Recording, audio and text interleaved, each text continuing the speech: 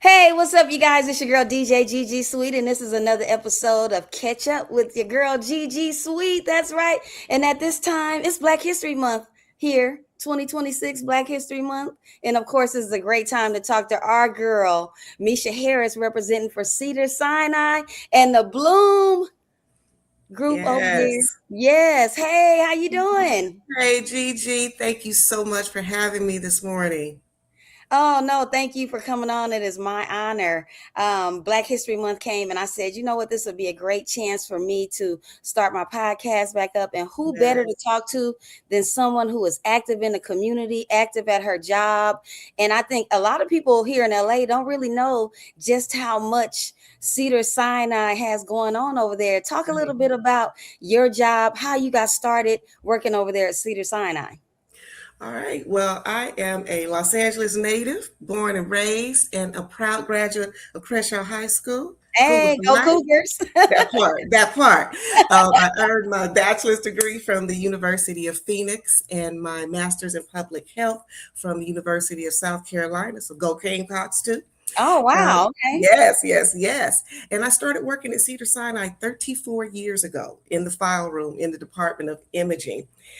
And at that time, I didn't fully understand what my career path would look like, but I Mm. knew one thing. I was not staying in the file room. I'm a born leader. I had the potential for growth and I wanted to grow. So I pursued my education while being a full-time worker, while being a full-time mom.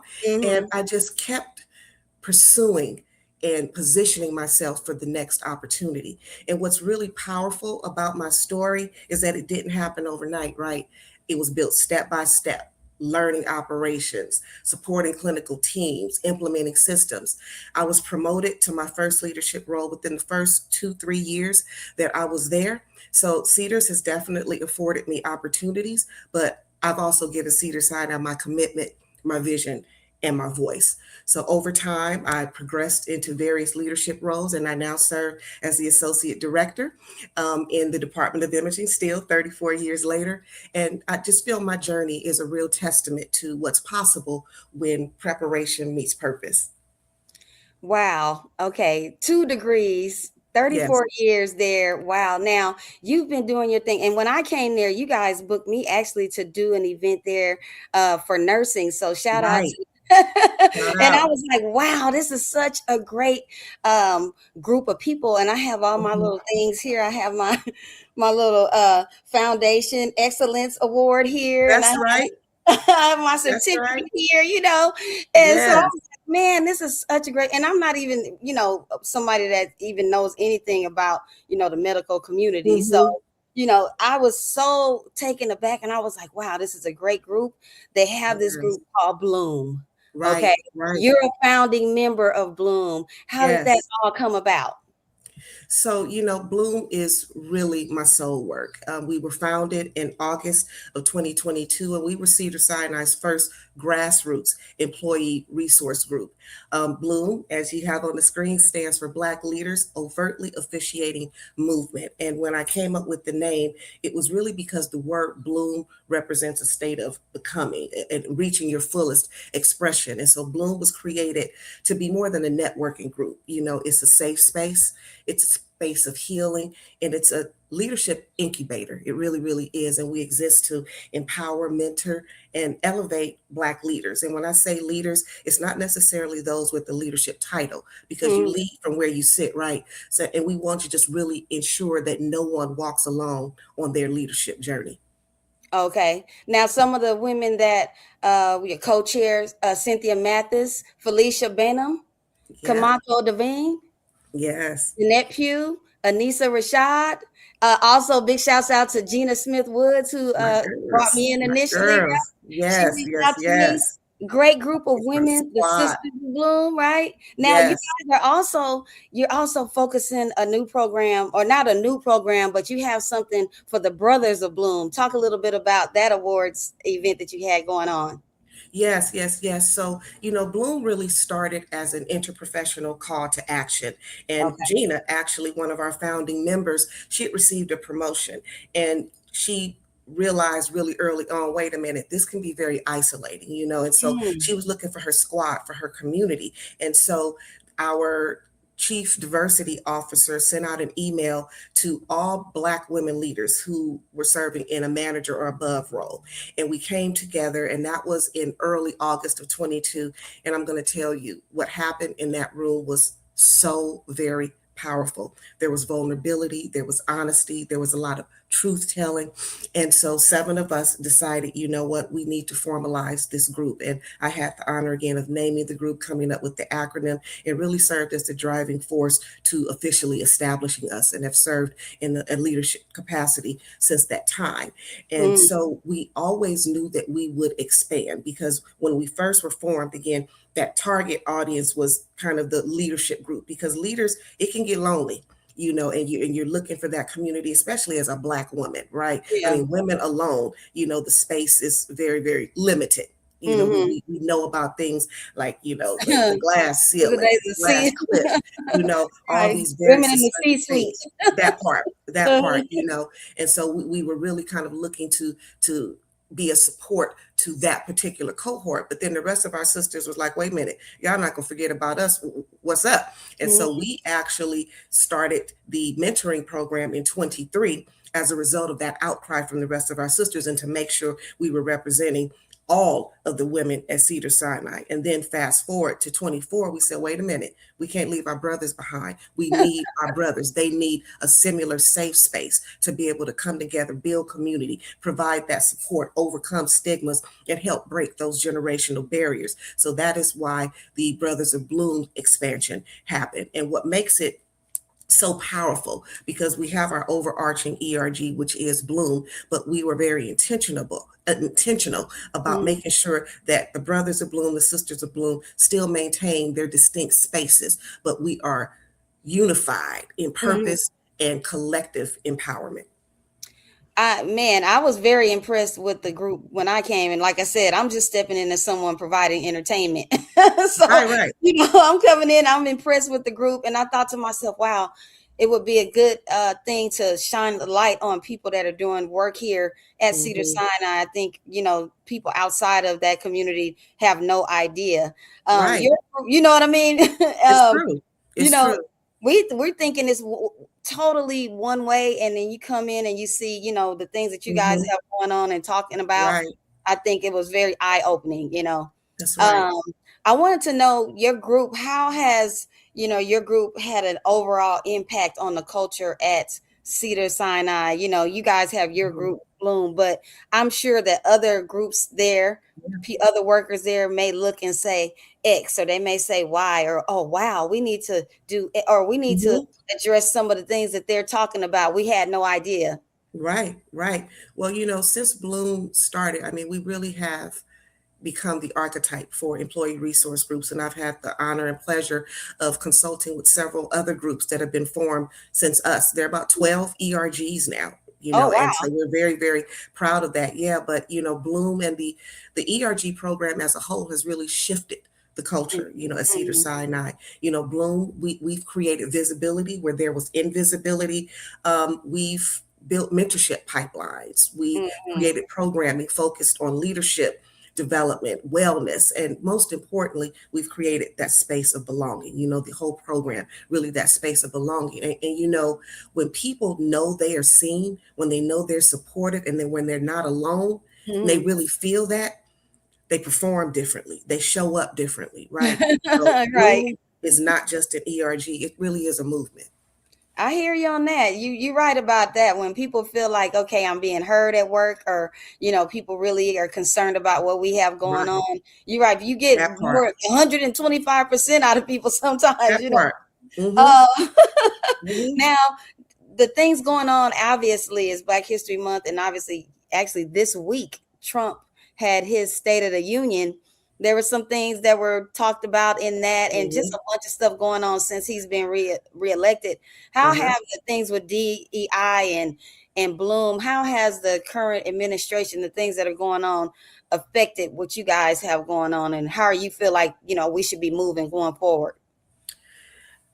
I will say this, regardless of the external climate, the Hmm. internal need for community, for mentorship, for belonging. That doesn't change. Bloom was built from the ground up, from Mhm. people for people. And our work focuses on leadership development, mentorship, professional growth. These are universal needs, Gigi, so we're going to stand 10 toes down Yeah. and remain committed to creating these spaces and safeguarding these spaces where people can thrive, grow, and connect. And that's how we're going to keep moving. I hear you on that. Now, talk a little bit about how you pair, the mentors with the mentees. How does that all work there is inside the Bloom group? Right. So Gina Smith Woods and Julian Brown Ahart, they lead our mentoring program and they work tirelessly behind the scenes pairing people together. So we have a system that we use that people sign up to be either a mentor or a mentee. And then a lot of work is done in the background to make sure that people are paired together based upon what the mentee has expressed that they need some help in or some guidance, some support in, and then which mentor might be best suited to help that person in that regard. So again, lots of work done in the background on that. We do have a system, but they work very, very hard to fine tune it and make sure that the pairings are right. Okay, okay, that Mhm. sounds good. I think, a lot of times, especially when you come to a new job, you may need someone there to help you navigate, Absolutely. what's Absolutely. You going really, on. really do. And even when you've been there for a Mhm. long time, because for me, in the 34 years that I've been there, as I was coming up, I didn't have a lot of mentors that looked like me. I did have support. My former director, I have to say, she always saw the potential in me and she was a big advocate for me and helped me to be put in those spaces where I could be seen, where I could continue to grow. But that's not always our story, and it's Mhm. very important that we have people that look like us with those shared experiences that understand from the perspective of being a Black woman or a Black man what it's like and the things that we're up against because it's real. It's real. The microaggressions, the macroaggressions, they're real. And how do you navigate that, and still be able to move forward? You're definitely right about that. We are talking to my girl, Mischa Harris, representing at Cedars-Sinai, the Bloom Yes. Group, founding member and Bloom. co-chair, right? Yes. 2026, it is going on.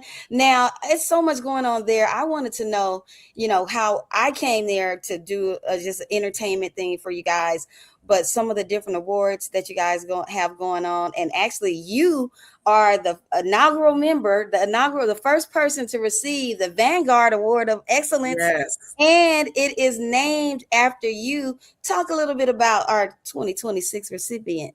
Do Well, we we have don't know one who the yet? 2026 recipient is yet. We will start the voting actually in August of this year. We'll have our award ceremony every October is when we have it. And it's something I'm very, very proud of. We've had our award ceremony for this will be the fourth year, really spotlighting and honoring those Black sisters and brothers at the organization who do phenomenal work that might not otherwise be highlighted or seen. So this is our BET Awards. You've been there; Mhm. it's a big deal. We put Yeah. on a show. We don't skip a beat. But the award is extremely meaningful to me. As you stated, I was the inaugural recipient, and then the founding members later renamed it after me. And the award recognizes leaders who demonstrate character, dedication, and commitment to advancing Bloom's mission.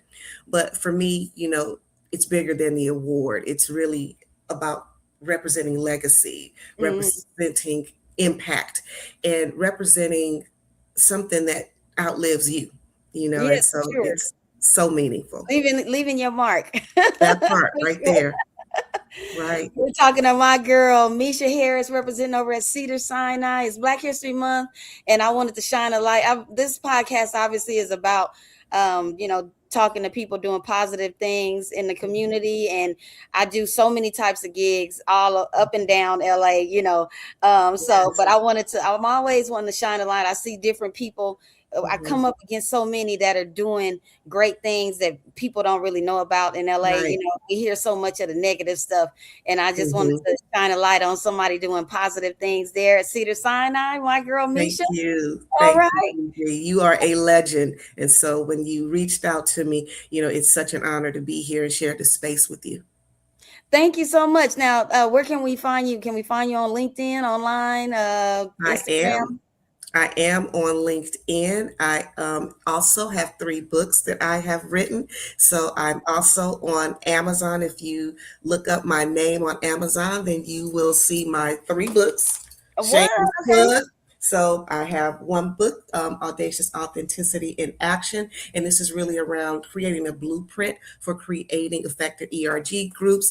This is the companion guide, which is a series of worksheets on helping people really define their why, Mm. helping people to create their mission statement, build community, who are your allies, who are those partners, your core values mapping. But what makes this book also very, very unique is a time capsule, because you're able to record all of the great things that your ERG will do, and it's meant to be passed along to every group so that that history stays preserved, because storytelling and having our history is important, because we know that much of our More than history is ever trying to now, be right? More than erased, ever. right? So it's trying to be erased. And then finally, I have Stop Playing Peekaboo, and this is about people who are hesitant about joining employee resource groups, and I really challenge people to step outside of fear, Uh-huh. tokenism, trauma, and all the things that people feel stop them from not just joining ERG groups. Because as I was writing it, it became more than just something for I people was who gonna are say, what on the, is the fear of joining, different groups at work? What is that fear like? sometimes people just, there's lack of awareness. People Mm, don't want to be tokens. So I talk about tokenism trauma. I talk about burnout and exhaustion, feeling like I just can't take on anything else, because ERGs, for example, this is all voluntary on our mm. own time. This is not something that you can do, while you're doing your real job. You can't have that compromise or a conflict of what your primary responsibilities, what you're getting paid to do. So like I said before, this is soul work. And so oftentimes people wonder, if I associate with this group, is that going to, impact my ability to progress? Because people are thinking, oh, they're just a bunch of complainers, or it's just some type of, networking group of people to get together and do nothing. So, haters and naysayers, yeah, all of that I address in the book. And it became more than just an open letter to those that are on the fence about joining an ERG group. I dropped lots of gems just about life lessons, and about just really tuning out all of those voices that are not there to serve you. So that last one in particular, Stop Playing Peekaboo, even if you're not into ERG groups, or you're not looking to join one, form one, Stop Playing Peekaboo, everybody will find some value in it. If you're trying to start a new business, on the fence about if you should go for that next promotion, I have some stuff in there for you. Okay, wow. Mischa Harris representing Cedars-Sinai. Bloom, founding member and co-chair. I am so excited to talk with her. And it's all I could think about for a while. I was just trying to figure out how I could get it, and it basically came right together for Black History Right, Month. So I said, you know what? This is such a great opportunity, and wow, I didn't even know about the book. So I was like, yeah, that's some of that stuff sounds like it could work, and I'm so happy that you have some information that you can send to other people who are right, trying to start up their own groups at their particular, right, place of business. right. I have to shout out my sister Kamako. She Mm. was on me. She's like, all this work you're doing, you need to write a book. You need to write a book. And she would not let up. So shout out to my sis Kamako, because um she really pushed me, and sometimes you need that nudge, you need that push. And she's like, you need to do it. And here I am 3 books later now. Wow. And also you guys do a great job in including the Divine Nine groups that are there, Yes. people that are members of the different Hmm. Greek organizations there at Cedar Sinai. Yes, yes. We are very, very big on education and on spotlighting Black culture, so we take any and every opportunity to do that. So our group is responsible for putting on the Black History Month events, Juneteenth events. We've done so much. Like you said, we've had the Divine Nine there. We did a book signing and conversation with Deborah Lee for her book when it was Okay. released. Courtney B. Vance when his book was released. And we got somebody else coming real, real soon. I can't drop it yet, Uh-oh, but uh-oh. we have somebody's mama Okay. coming to talk about her book and do a book signing. And so, it's all about, spotlighting those Black people in the community that are doing things, and just really uplifting and pouring into our Black community. Amen to that. Well, I'll let her mic drop on that. Mischa Harris representing Cedars-Sinai Bloom. I'm your girl DJ Gigi Sweet. This is Catch Up with Gigi Sweet.